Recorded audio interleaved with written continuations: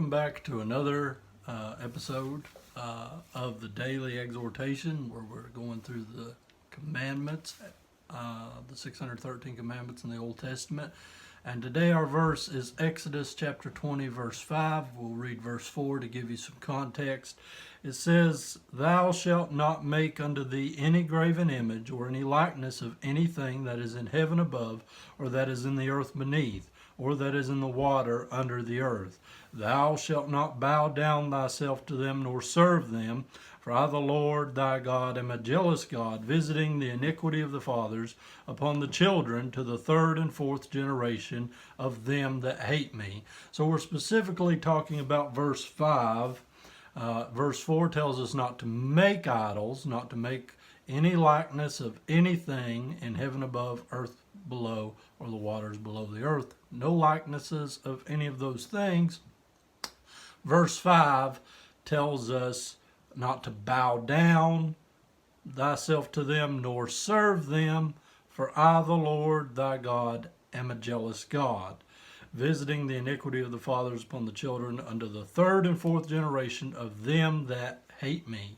So we're talking about idols and idolatry, and not to bow down to them, nor to serve them.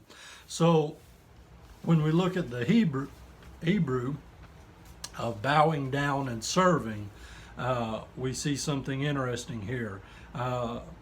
The first one, to bow down, is shish tachveh, and it's from the root word shilcho, which means to bow down or to worship, and it really means to submit. So then we have the next one, to serve, and that is so ovdim, and it's from the root word oved, meaning to serve, work, or worship. So both of these mean to worship. They have the meaning to worship. We call worship itself in Hebrew avodo. So both of these are different aspects of worshiping. Bowing down indicates submission, submitting to something other than God. And the second, to serve, it denotes following the path of something, following the way of something, following the commands of something. It's also worship. These are two aspects of worship that are prohibited from us doing it to anything else other than God. If we're working for something other than God, if we're serving something other than God, if we're submitting ourselves to something other than God, it could be considered idolatry worship. So one of the interesting things I thought about this verse 5, God says that he will visit the iniquity of the fathers upon the children to the third and fourth generation of them that hate me. So God is equating idolatry worship with hating him. You can't have idols and love God. You can't love God and love idols at the same time. If you love one, by loving that thing, you automatically hate the other thing.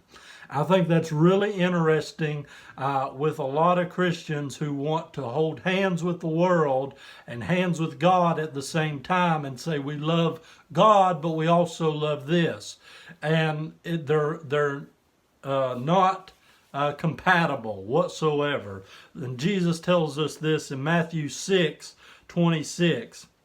He says, "No man can serve two masters, for either he will hate the one and love the other, or else he will hold to the one and despise the other. You cannot serve God and mammon." So here Jesus is telling us very plainly, whichever one you love, the other one you will hate. You cannot love God and love the world at the same time.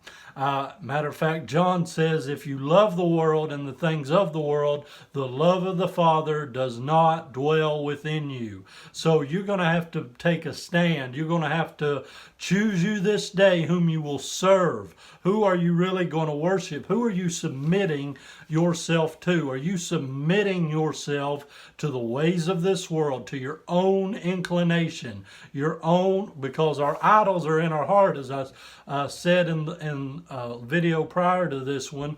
Our idols are in our heart. And are we serving self or are we serving God? Are we submitting to somebody else, to the crowd, to the way things ought to be? Now, you ought to submit. Wives ought to submit to their husbands. Husbands ought to submit.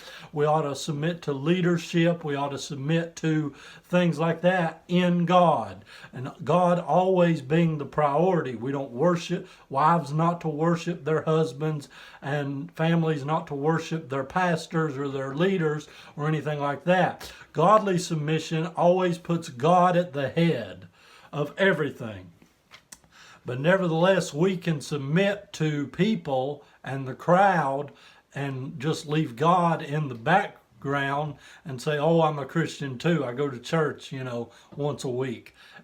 But really we're submitting ourselves to the ways of this world and serving the world. We're serving our own needs. We're serving other people's wants and expectations of ourselves. What we're in fact doing is worshiping idols. It is a form of worship whenever you submit and you serve something other than God.